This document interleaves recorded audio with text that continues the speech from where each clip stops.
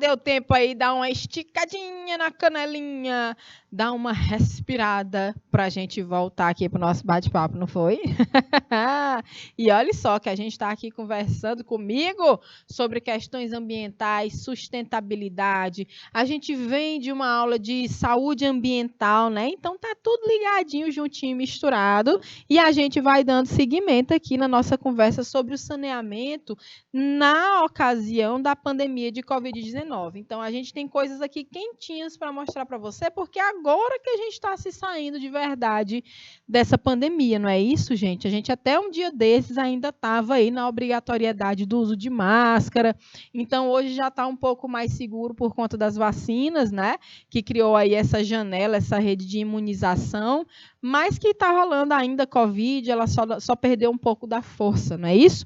Então, olha só, a gente estava conversando e vocês, como sempre, né, apostos para responder nossos debates aqui. Então, vamos com os nossos slides para a gente dar seguimento a essa aula, porque a gente agora vai entrar num momento de observar como que a pandemia influencia no saneamento básico no Brasil e no mundo.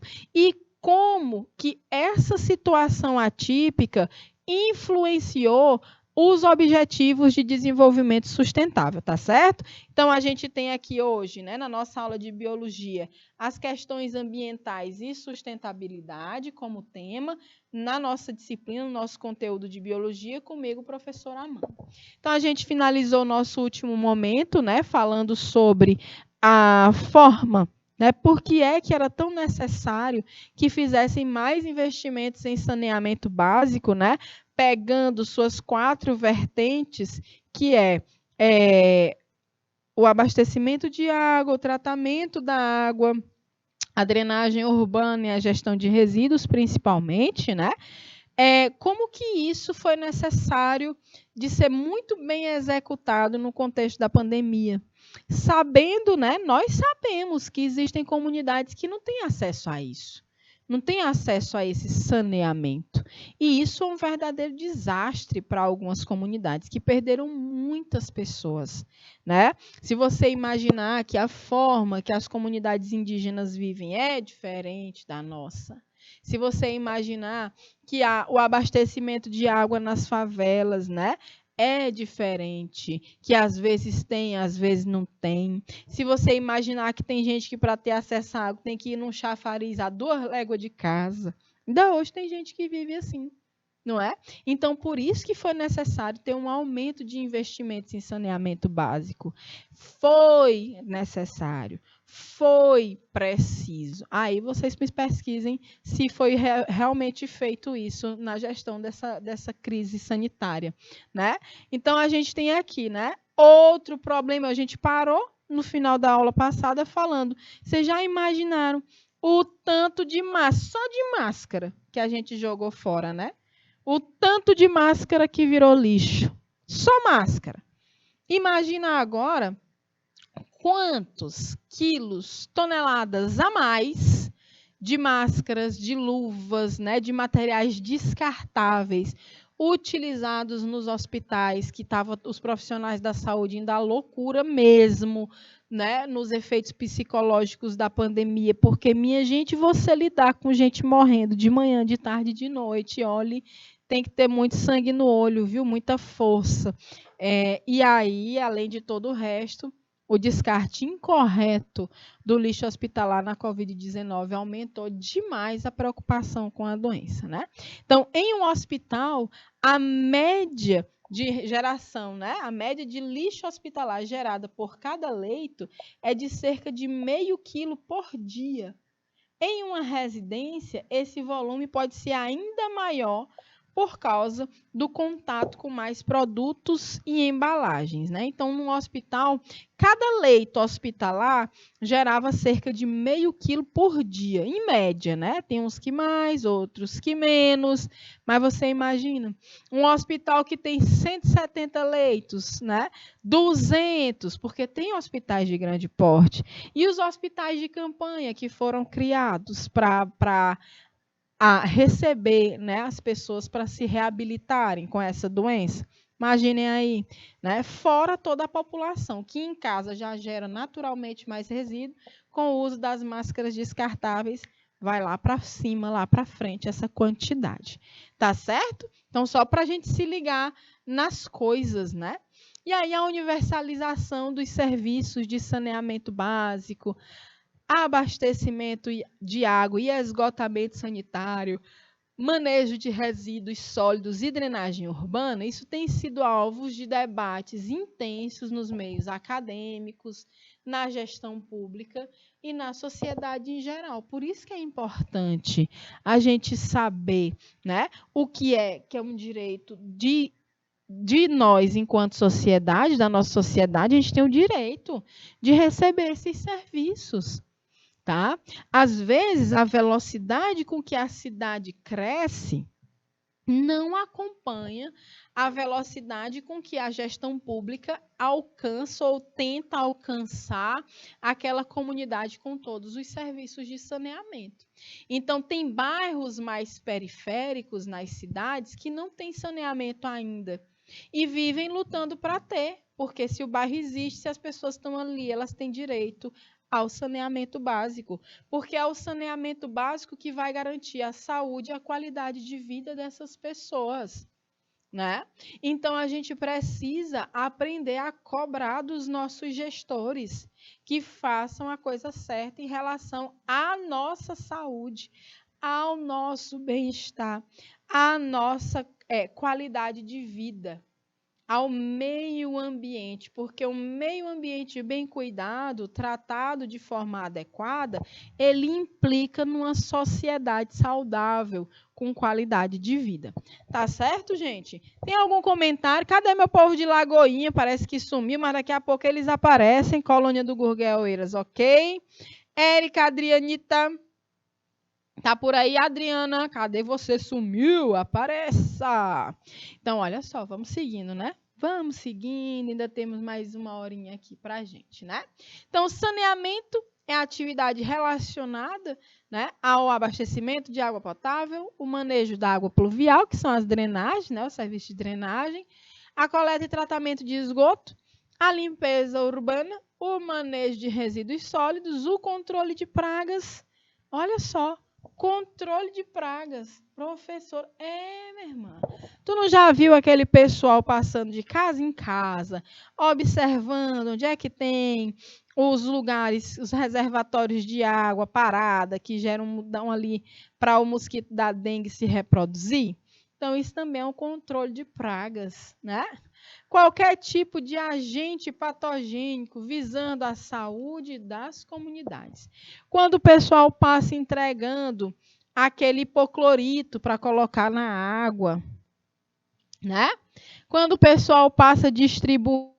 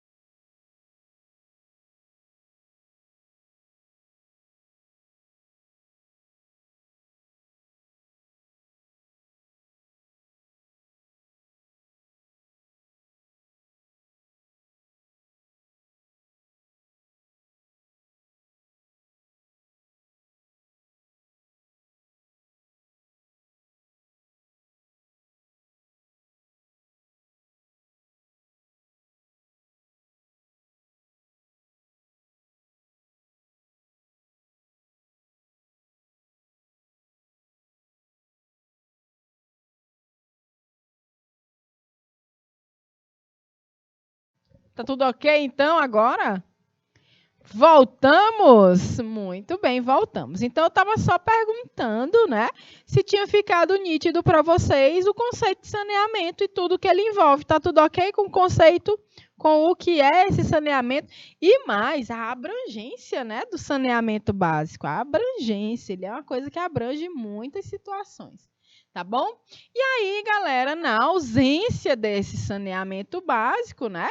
Ela se alia a fatores socioambientais, a fatores culturais, ela vai ser determinante para o surgimento de infecções por parasitas, sendo as crianças o grupo que apresenta a maior suscetibilidade às doenças infecto-contagiosas. Então, eu acho que todos nós, né, infelizmente já vimos cenários assim, né, ruas sem a coleta, sem a drenagem adequada para os efluentes, né, que são os esgotos. Aqui não tem drenagem de esgoto de jeito nenhum, tá tudo correndo aí no meio da rua, né, no meio das casas. Olha essa outra situação aqui, né? Então as casas construídas bem em cima do córrego e mais, você está vendo todos os canos que saem das casas caindo aí direto in natura dentro desse córrego, né? Lançando aí esse efluente in natura, naturalmente, sem tratamento algum, dentro desse fluxo aí de água. E aqui, minha gente, menino, olha aí o serviço deles. A gente fica dizendo, olha, eu vou te contar, que essas crianças botam sal na muleira dos adultos, porque a mãe às vezes nem sonha onde é que estão, onde é que eles estão se banhando, ó, tem balde e tudo mais, jogando água bem limpinha na cabeça do outro, ó. Eita, aí pode escrever a sequência aí daquele remédio lá, daquele albendazol, sequinidazol, anita, tudo que é remédio para verminose aí, porque o negócio aí vai estar pesadíssimo, né?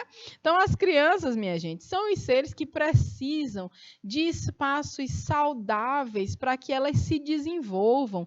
A gente fala assim das crianças com um tom de brincadeira, mas as crianças... Escapa assim, Érica, mas rapaz... Mas as crianças, isso é o que mostra, que prova, né? Que as crianças, elas se desenvolvem com o espaço nos seus territórios para brincar com segurança. Então, a gente tem que pensar nas crianças. Não é no futuro das crianças, é no presente, é no agora. As crianças, elas têm que ter espaços saudáveis e que não tragam riscos para a sua saúde. Menino, onde vê água quer se meter, eu era afobada aqui só para rumo de água, mulher. Então, a gente precisa ter os nossos espaços, os nossos territórios, né? Para aprender brincando, para se desenvolver explorando, experimentando as coisas, como eles estão fazendo aí, ó, estão se passando, se banhando com a água suja. Mas, pelo amor de Deus, né? Vamos combinar. É necessário que haja saneamento para garantir a saúde, a integridade física e emocional das nossas crianças, tá certo? Deixa eu tirar aqui nossas imagens do Zoom, pronto. E aí a gente vai seguindo. O que é que a gente espera para o futuro, né? Então, tem um planejamento estratégico, né, do Plano Nacional de Saneamento Básico. Então, existe o Plano Nacional de Saneamento Básico, Plano Nacional de Resíduos Sólidos, né, que é a legislação que indica como é que isso deve acontecer dentro dos estados e municípios. Então, esse plano de saneamento, ele determinou metas para serem cumpridas gradativamente até o ano de 2033, logo, logo, viu? Quando espera-se que alcançaremos a universalização do saneamento básico no Brasil.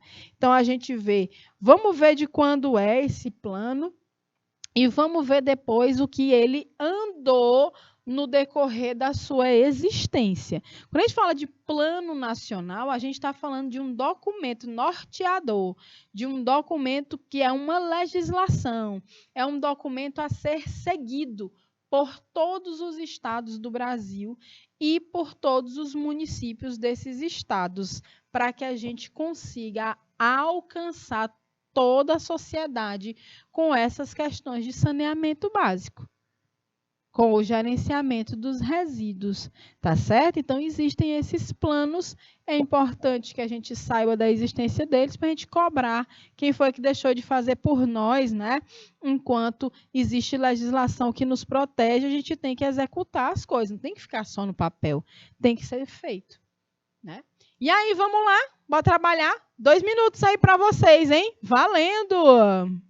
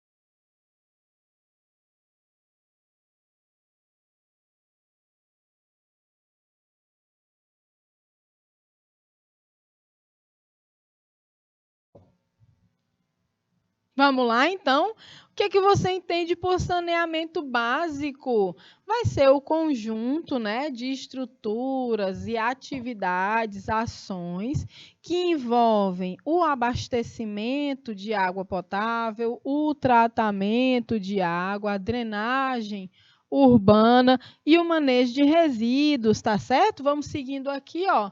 Vamos ver o que é que tem descrito, né? Esse conjunto de serviços compreendidos como tudo isso que eu falei. Tá aqui descrito para vocês. Tá certo? Vamos. Opa, tô com soluço. Vamos seguindo. Mais 3 minutinhos para que a gente faça essa daí valendo.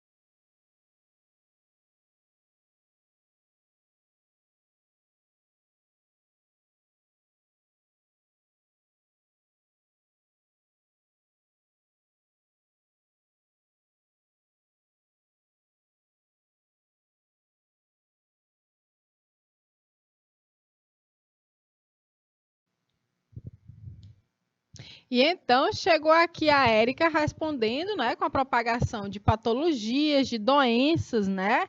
E o Antônio estava aí quietinho, né, Antônio? Ele sempre aparece respondendo, que bom, bem-vindo. Aí coloca as enchentes, a poluição dos lençóis freáticos, de rios, propagação de doenças. A Érica fala sobre as questões de poluição também no meio urbano. É isso mesmo, gente. Tudo isso está ligado à falta de saneamento básico, né? Reduz a qualidade de vida da população. As pessoas não vivem bem no meio da sujeira e adoecendo todo o tempo por conta disso, né? Então, envolve a qualidade de vida, a saúde do corpo, da mente, né? Então, é uma ameaça à saúde pública, à proliferação de doenças, enchentes, interfere na qualidade de vida. A questão das desigualdades são mais escancaradas ainda, né? E a gente observa isso a partir da falta de saneamento também. Muito bem, Érica, muito bem colocado. E é isso. Parabéns, mas a gente ainda tem mais questões aqui para a gente. Agora nós vamos para as objetivas. Mas antes a gente fala, né, sobre o que está relacionado ao saneamento básico. Eu acho que todo mundo já compreendeu isso aqui. A gente vai até passar mais rapidinho para a gente responder duas questõezinhas do Enem, né? Para a gente poder. Isso aqui é só para a gente rememorar e a gente passa para as questões objetivas, né? Então, o destino adequado dos resíduos nos aterros sanitários, a coleta seletiva, o abastecimento, o tratamento de água, manutenção dos sistemas de esgoto, tudo isso tem relação com o nosso saneamento básico, tá? Inclusive os programas de educação ambiental para que as pessoas aprendam, né, um adequado manejo de resíduos. Isso também é importante que aconteça nas comunidades, tá bom? E aí a gente vai praticar agora essa questão do Enem de 2017, hein? Bora lá para as questões do Enem? Então, olha só, vamos observar essa imagem aqui, ó. Deixa eu ver se dá para ver direitinho, ó. Vou deixar sem zoom que fica melhor. Temos aqui, né, uma fábrica, uma indústria, representando aqui nesses pontinhos a liberação de CO2, o carro liberando CO2 na atmosfera, tem uma setinha aqui, né? Aí vem assim, ó, principais afetados, moluscos, que são os mariscos, os caramujos, né? Os corais, os equinodermos, que são as estrelas do mar, e os micro-organismos com carapaça, né? Então, a gente tem ali uma reação acontecendo, né? Aparecendo aqui alguns íons dentro desse contexto de um ecossistema aquático. O impacto apresentado nesse ambiente tem sido intensificado pelo quê? Vamos lá? 2 minutinhos na tela, valendo!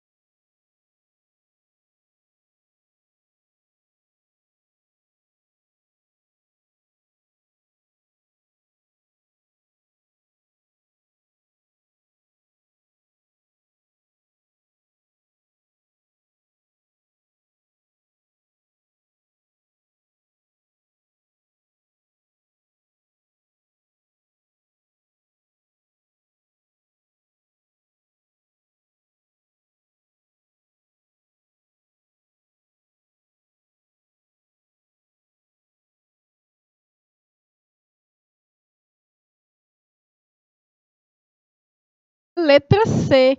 Sim, vocês estão corretos. Olha só, o impacto apresentado nesse ambiente tem sido intensificado pelo quê? Ora, eu estou vendo aqui liberação de CO2 por essa indústria.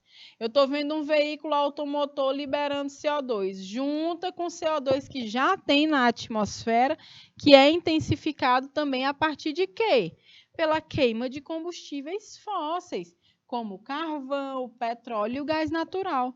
Alternativa correta, letra C, gente. A gente não está falando aí de impermeabilização de solo, a gente não está falando de chuva na letra B, nem a questão da vaporização dos oceanos por causa de... Não, essa daqui é nada a ver. Vocês se lembram que eu sempre falo da alternativa nada a ver? Pois é a letra D. E aí, a extinção de organismos marinhos responsáveis pela produção de oxigênio? Não necessariamente. Alternativa correta, letra C. Muito bem, vamos mais um então. Olha só, Enem 2019. O efeito estufa não é um fenômeno recente e muito menos naturalmente maléfico. Alguns dos gases que o provocam funcionam como uma capa protetora que impede a dispersão total do calor e garante o equilíbrio da temperatura na Terra. Cientistas americanos da Universidade da Virgínia alegam ter descoberto um dos primeiros registros da ação humana sobre o efeito estufa. Há 8.000 anos, houve uma súbita elevação da quantidade de CO2 na atmosfera terrestre. Nesse mesmo período, agricultores da Europa e da China já dominavam o fogo e haviam domesticado cães e ovelhas.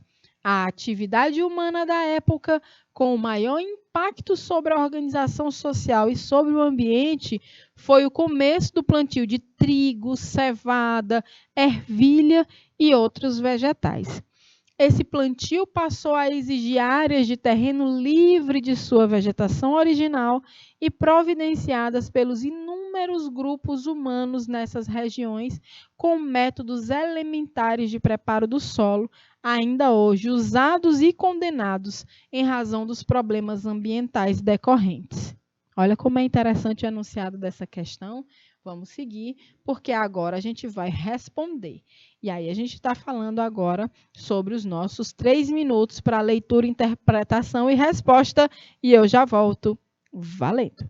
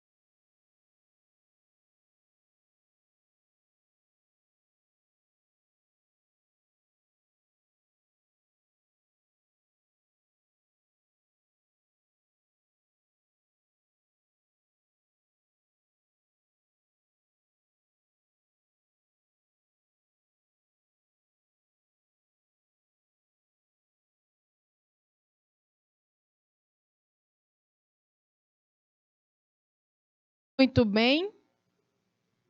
A gente já leu aqui o enunciado, né? Aí a gente traz agora as alternativas. Segundo a hipótese levantada pela pesquisa sobre as primeiras atividades humanas organizadas, o impacto ambiental mencionado foi decorrente do quê? A. Da manipulação de alimentos cujo cozimento e consumo liberavam grandes quantidades de calor e gás carbônico? Falso. Não é letra A, a galera está dizendo que é a B. Então, ó, da queima ou da deterioração das árvores derrubadas para o plantio, que contribuíram para a liberação de gás carbônico e poluentes em proporções significativas? Gostei. Vamos ver a C. Do início da domesticação de animais no período mencionado, a qual contribuiu para uma forte elevação das emissões de gás metano? Gente, olha... O gado caprino, ovino, bovino, ele realmente libera uma quantidade grande de gás metano, mas eu imagino que nesse ponto não foi essa criação do gado, já que no caso do enunciado, trabalha mais a questão do plantio, da agricultura, e que para plantar eles tinham que ter um espaço para isso, e derrubavam árvores. Então, por isso que eu também estou mais inclinada para a letra B, né? Ó, Adê, da derrubada de árvores para a fabricação de casas e móveis, que representou o principal fator de liberação de gás carbônico na atmosfera naquele período, é da derrubada de árvores, mas não é para a fabricação de casa e de móvel, é para a atividade de agricultura. E é do incremento na fabricação de cerâmicas, que naquele período contribuiu para a liberação de material particulado na atmosfera? Não. Letra B de bolotinha. Queima ou deterioração das árvores derrubadas para o plantio, que contribuíram para a liberação de gás carbônico e poluentes em proporções significativas. Tá bom? Olha só o enunciado. A gente fala aqui, ó, houve uma súbita elevação de CO2 na atmosfera. Nesse mesmo período, agricultores já dominavam o fogo e haviam domesticado cães e ovelhas. Então, é diferente. Tá certo? Das outras alternativas. E aí, agora a gente vem para o nosso momento Ciência em Foco do nosso canal Educação, né? Eu tomei a liberdade de utilizar de um material encontrado na internet, tá? Esses slides que são do programa, né? São desses 3 autores aqui: César Henrique Barra Rocha, Iris Batista Gorni e Sanderson dos Santos Romualdo. Um professor, outra nutricionista e um geógrafo. Como é que essas áreas tão distintas vieram parar na nossa aula de biologia? Esse é um artigo de pós-graduação, né? Um artigo científico que esses pós-graduandos colocaram, né, à disposição da gente para que a gente visse como a pandemia de Covid está afetando os 17 Objetivos de Desenvolvimento Sustentável, né, no nosso Brasil e no mundo. Então, esse é um trabalho científico. Vamos conhecer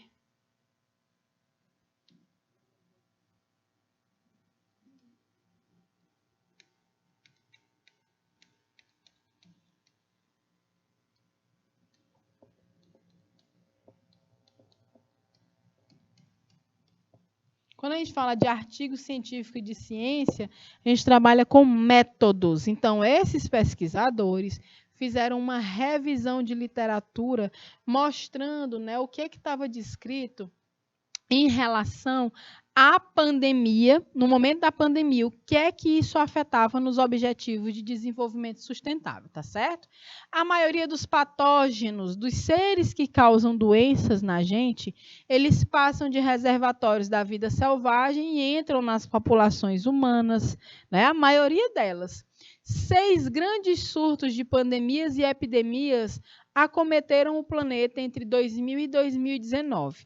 A SARS, que é a Síndrome Respiratória Aguda Grave, né? Que foi entre 2000 e 2004, que a gente chamou, inclusive, depois de gripe aviária. A gripe influenza, né?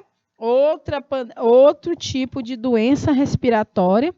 A síndrome respiratória do Oriente Médio, outro tipo de doença respiratória. A epidemia do vírus Ebola africano, em 2013 a 2016. E a febre do Zika vírus, que é um tipo de arbovirose, junto com a dengue e a chikungunya. Então, teve o advento do Zika entre 2015 e 2016. E depois vieram os problemas relacionados à microcefalia, vocês lembram? Né? E a gente vai ver isso depois também. Então, a OMS declarou a Covid-19 como pandemia em 11 de março de 2020 e no dia 16 de março eu entrei em isolamento social. Né?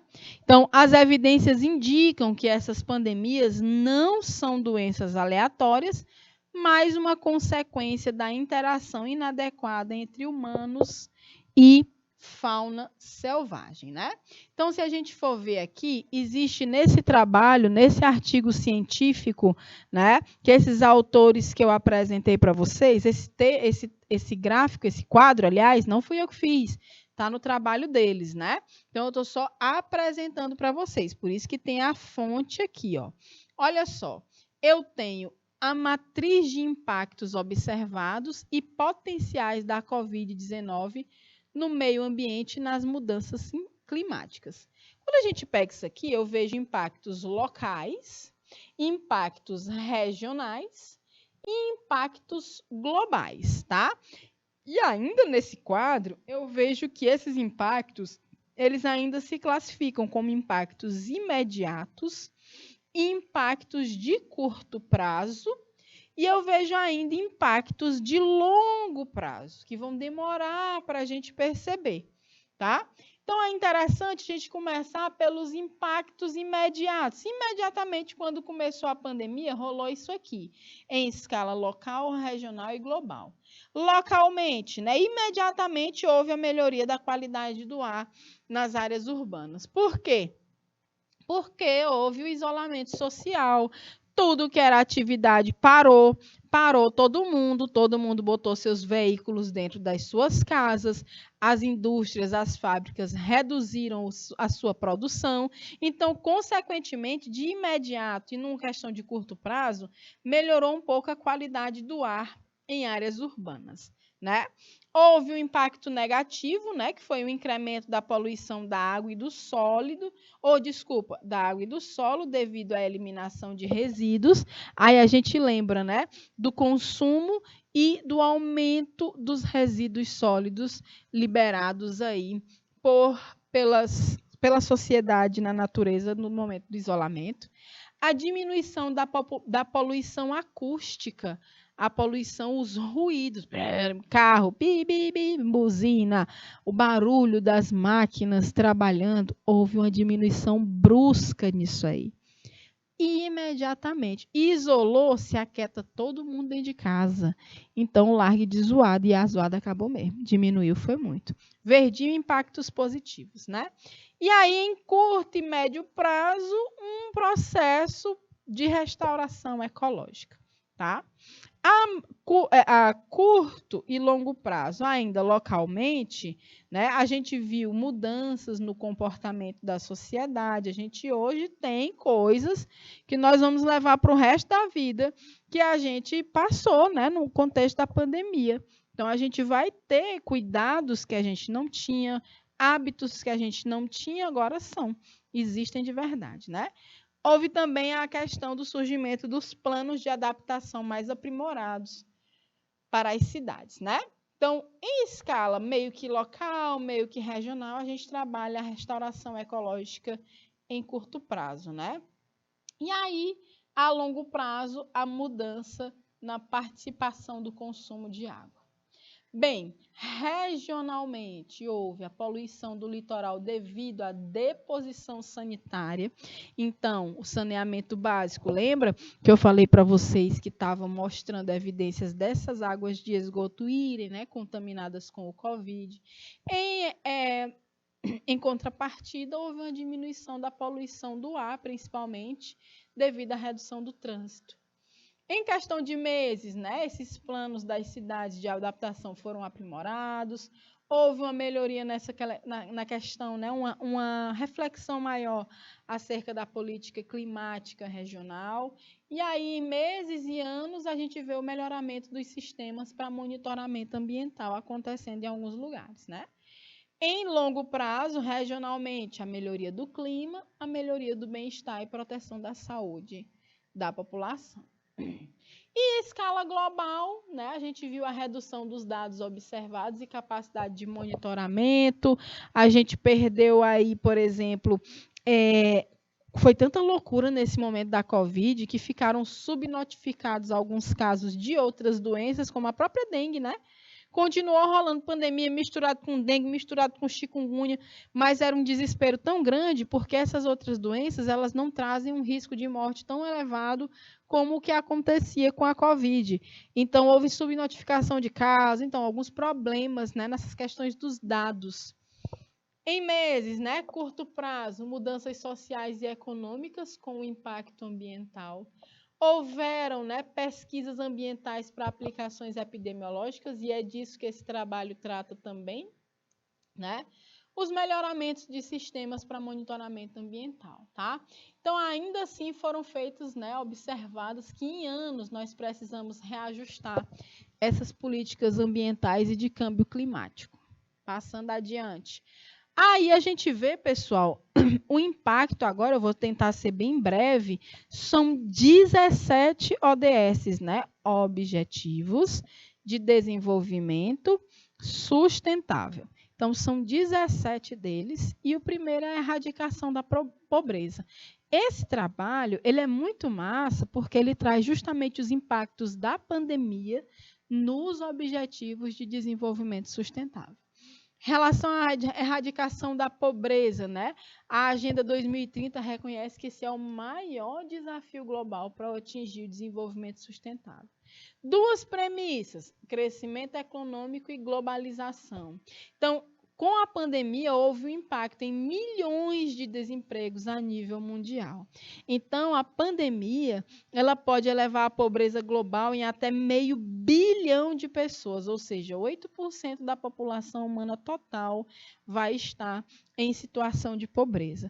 E aí ela também sobrecarrega, né, os ganhos registrados na redução da pobreza. Então, vocês veem que num contexto completamente atípico desse, como uma pandemia, a gente vê os impactos nos Objetivos de Desenvolvimento Sustentável. Quanto ao segundo objetivo, fome zero e agricultura sustentável, né? A insegurança alimentar aguda, fome, pode quase dobrar esse ano, né? Isso em 2020. Isso foi no ano que começou a pandemia e dobrou mesmo. Os fatores mais impactantes, a insegurança alimentar está associada ao acesso da população aos alimentos. Os agricultores sofreram de maneira socioeconômica, porque houve uma desaceleração da economia, diminuiu o investimento na agricultura e os gastos do governo e as ajudas aos agricultores, e há uma importância, né, de se enfatizar a promoção de práticas agrícolas sustentáveis. Saúde e bem-estar nem se fala, né? Talvez este tenha sido um dos maiores impactos dos objetivos sustentáveis por conta da pandemia, gente, pelo amor de Deus. Os impactos se espalharam porque sobrecarregou o hospital, sobrecarregou emocionalmente, mentalmente os profissionais de saúde, os recursos eram escassos, faltou oxigênio em algumas cidades, não tinha leito para atender, muita gente morreu dentro de carro, dentro de ambulância, dentro de casa, né? Então, a questão da saúde e bem-estar houve, né, um impacto muito grande, sobretudo a população com baixo nível socioeconômico, né? Porém, um maior progresso em direção às metas dos Objetivos de Desenvolvimento Sustentáveis relacionados à saúde e bem-estar poderiam ter impactado em uma menor pressão sobre a sobrecarga dos sistemas de saúde, né, por altos níveis da doença. Então, você vê que foram feitos... Aqui é um hospital, se eu não me engano, aqui é um hospital de campanha, né, que os hospitais entraram em colapso nesse contexto, né? Então, a gente vê a questão da educação, Outro aspecto que foi impactado, nós mesmos aqui no canal, tudo que foi escola, pararam as atividades até que a gente encontrasse uma forma, né, da gente continuar fazendo as coisas. Então, ocorreram prejuízos à implementação de políticas públicas centrais para a melhoria da educação básica, que já estavam em curso, né?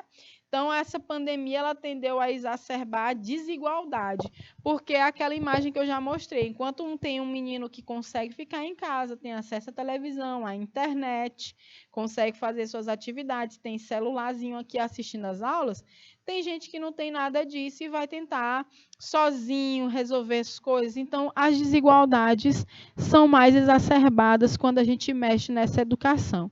E aí, o pior é que os mesmos meninos, né, foram submetidos, né, esses meninos, um que consegue ter acesso a tudo, o outro, né, a minha ainda hoje está impactada, a de todo mundo, Adriana, ninguém se recuperou ainda 100% dessa pandemia, não. A gente ainda está correndo atrás de voltar a se restabelecer, a dor das perdas, né, emocionalmente falando, o desespero que foi, o medo de morrer, a ansiedade, tudo isso foi impacto, né? E está tudo dentro dos objetivos de desenvolvimento sustentável. Agora, tu imagina essas duas pessoas concorrendo para o Enem. É justo? Não é, né? E aí foi cogitado que o Enem rolasse. Vocês lembram dessa confusão, não lembram? No ano passado? Então, tá aí. Então, a gente tem aqui, ó, a questão do fechamento das escolas, do ensino remoto. Minha gente, o ensino remoto foi uma coisa que realmente me deu assim muito problema com meu filho, porque ele no começo era ok, era interessante assistir aula pelo computador, do meio para o fim, como é que ele ia ficar? Nem eu que sou adulta, que tenho minhas responsabilidades, eu consigo ficar um turno inteiro na frente de um computador, gente. Imagina uma criança que no tempo tinha 6 anos. O Heitor, ele ficava ali, a primeira ele já acordava assim, ó. E era um desespero. Eu, Heitor, meu filho, você precisa. Olha o que esses meninos gazeavam de aula dentro de casa. Quando eu pensava que não, era o Heitor num quarto, a Lara no outro, assistindo aula. Eu ficava sem computador, não tinha computador para todo mundo. E olha o que a gente tinha. Eu tenho o meu esposo tem o dele. Então a gente tinha dois, ainda tinha o celular. Então a gente estava num lugar de privilégio, porque a gente sabe que tem gente que não teve computador, não teve celular. O governo do estado liberou chip, mas e aí, cadê a internet? Enfim, uma confusão.